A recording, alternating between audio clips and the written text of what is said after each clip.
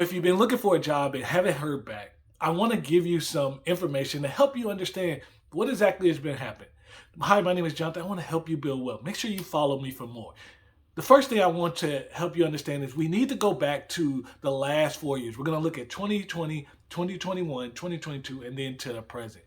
Also, if you stick to the end of the video or if you're watching on a different platform, make sure you check out YouTube because I'll tell you what I believe is going to happen over the next 7 to 12 months.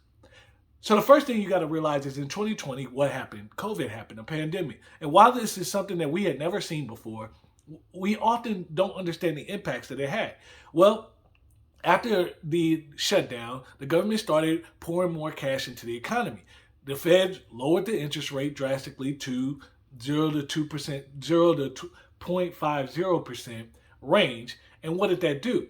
Well, it gave money to businesses to keep going. It also gave money to companies so that they could hire. And because the rates were so low, they could really be aggressive in their hiring and what they were paying. So in 2020, as we were trying to start out the pandemic, more hiring was actually happening.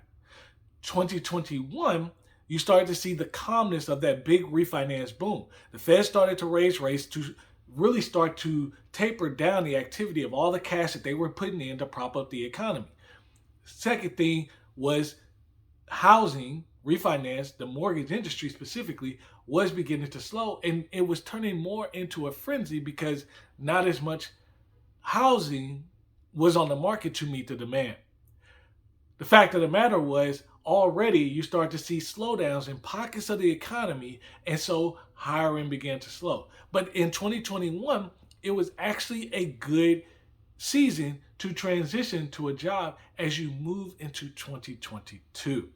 2022, this is where we really start to see more of the effects of the interest rate, more pieces of the economy, tech, housing, real estate. All these pieces were starting to being hit. And at the end of 2022, you start to see layoffs to take you into 2023. See, the fact is, throughout all this time, unemployment was between 3.5 and 3.7%. There were many jobs out there, and people were aggressively going after the job.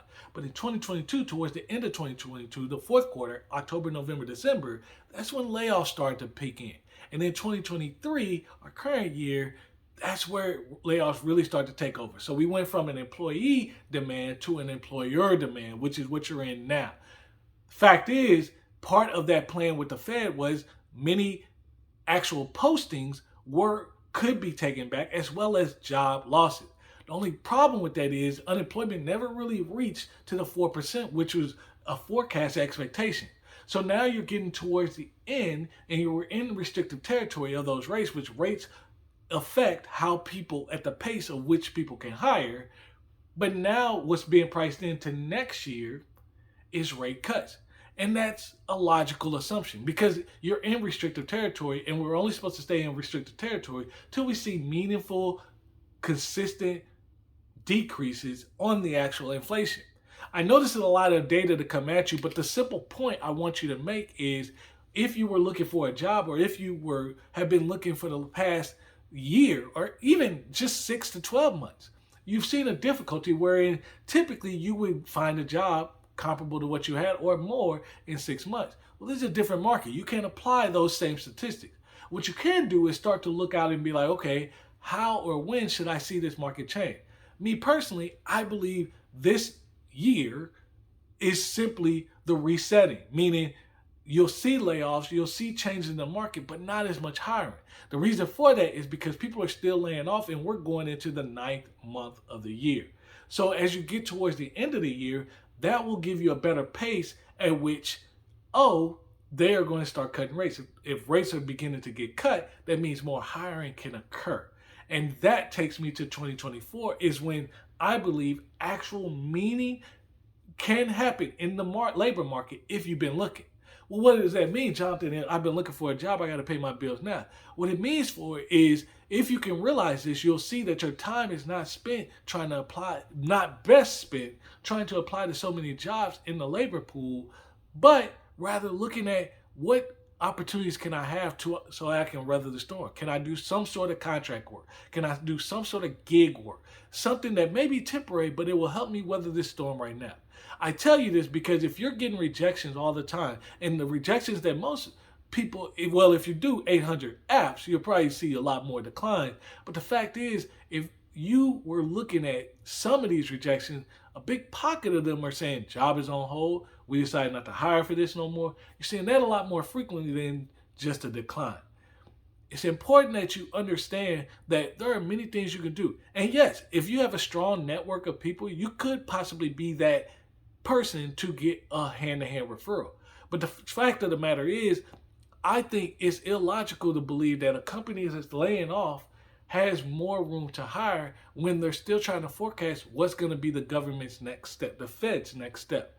These are things I want you to take in consideration because you're not watching every Fed meeting, and that's probably why you're watching this video.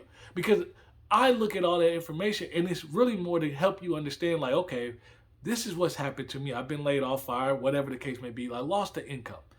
How likely is it for me to get that next income?